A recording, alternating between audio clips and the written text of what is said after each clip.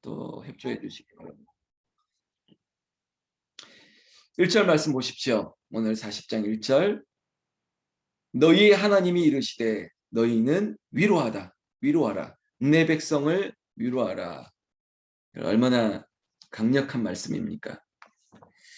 하나님이 말씀하셨습니다. 근데 그 하나님이 넘이 아니에요. 남이 아니에요. 그 하나님은 나의 하나님이 되신다는 거예요. 하나님도 우리에게 그렇게 말씀하고 있지 않습니까? 내가 너희의 하나님이다. 너는 내 백성이다. 나는 너희의 하나님이 될 것이다. 여러분, 이 말씀이 큰 위로가 되고 힘이 되는 것입니다. 여러분, 저는 여러분들이 저에게 이렇게 불러주는 게 좋아요. 우리 목사님, 우리 목사님. 여러분, 저는 여러분들의 목사입니다.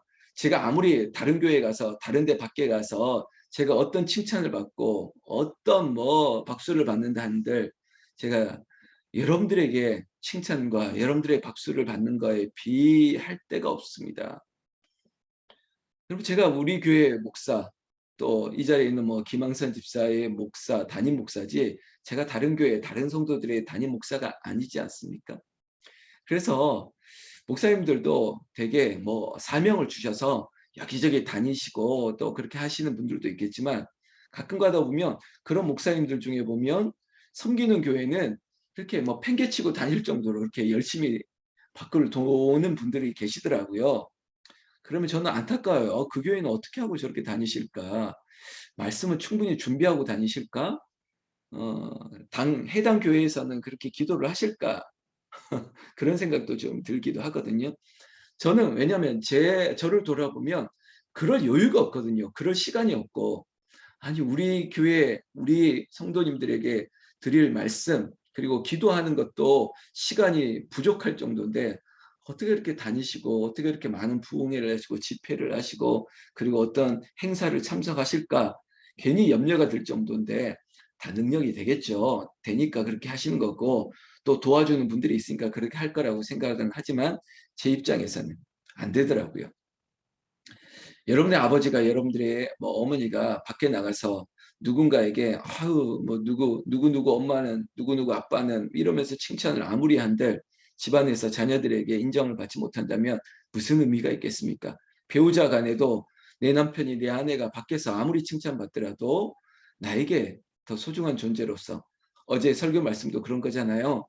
존중이 여김을 받는 자가 존중이 여김을 받는 것인데 그렇게 존중을 받고 있는지 여러분 하나님 앞에서도 내가 하나님의 백성 되었다.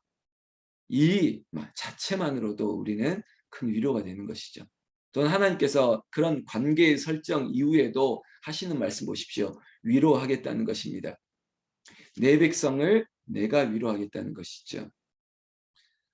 어제 엘리의 두 아들을 조금 더 좀 험히 좀 가르쳤으면 좋겠는 아쉬움이 있지만 여러분 우리가 내 백성을 내 아들을 내 딸을 우리가 때로는 징계할 때가 있습니다. 종아리를 걸어 붙이고 회초리를 들 때도 있을 것입니다. 그러나 그렇게 때리고 나서 그냥 못 본 채하고 그냥 뒤돌아서는 아버지 어머니가 아니시겠죠. 쓰담쓰담 하면서 만져주면서 얼마나 아팠냐. 아빠가 그런 마음 아닌 거 알지? 엄마가 왜 그랬는지 알겠지? 이러면서 그것이 심판이 아닌 것을 깨닫게 하는 것이죠. 알게 하는 것입니다. 사랑에 매였구나. 그래, 아빠 엄마가 그냥 한 말이 아니었구나. 알아요. 이것이 감정으로 한 것인지. 오늘 하나님께서 우리에게 그렇게 말씀하시는 겁니다. 내 백성 그리고 내가 너희를 위로할 것이라고요. 2절 말씀에 너희는 예루살렘의 마음에 닿도록 말하며 그것에게 외치라. 그 노역의 때가 끝났고 그 죄악이 사함을 받았느니라. 그의 모든 죄로 말미암아 여호와의 손에서 벌을 배나 받았느니라 할지니라 하시니라.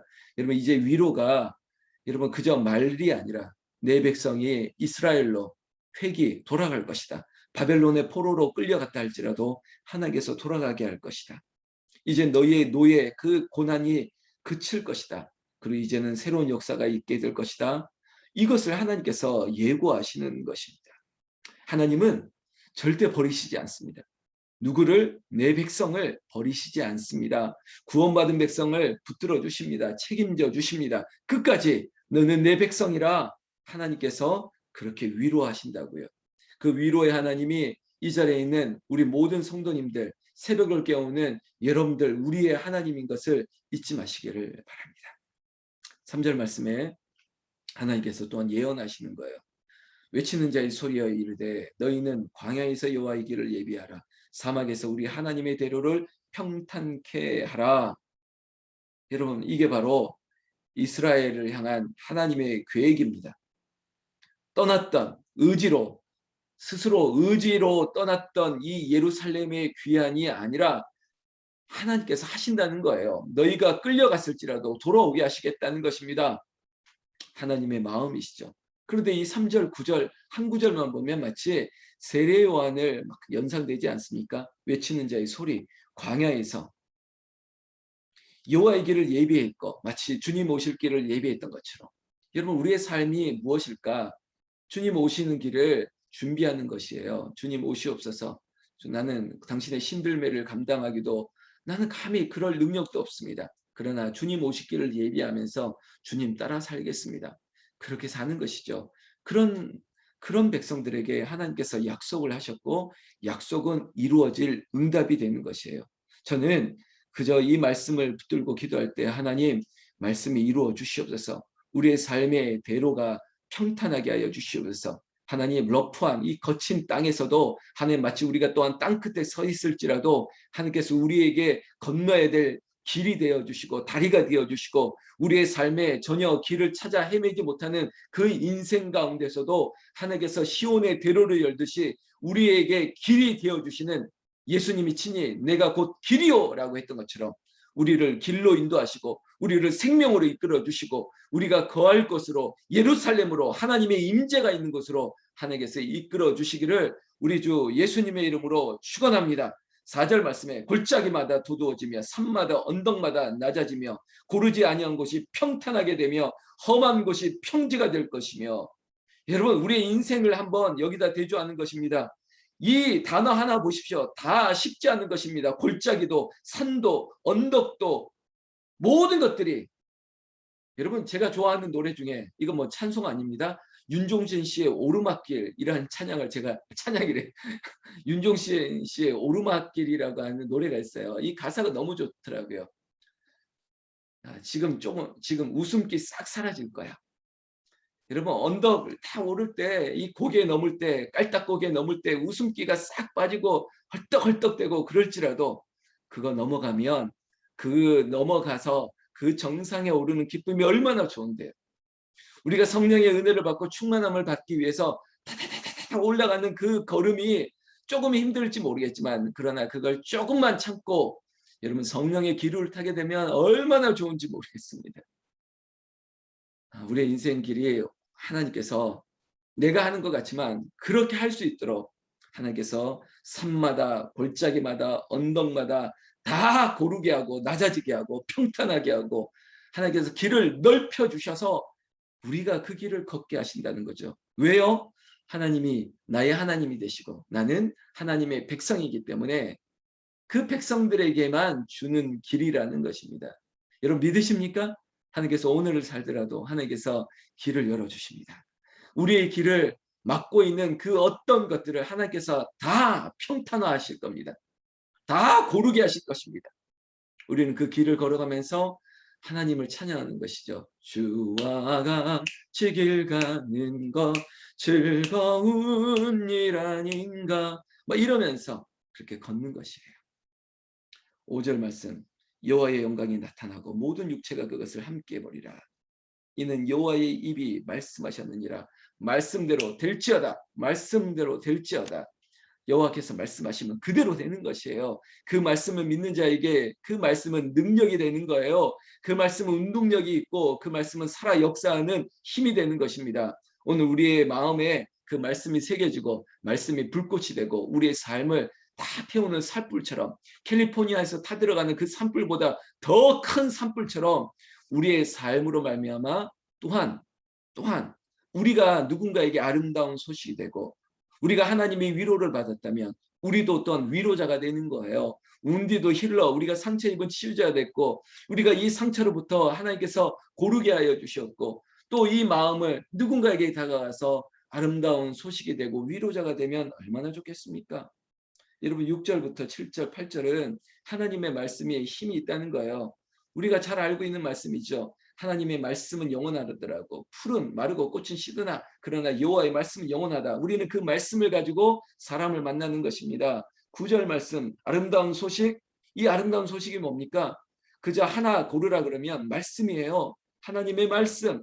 그리고 또 얘기하려면 우리가 아름다운 소식이 되는 것이에요. 여러분들이 전령이 되는 것입니다.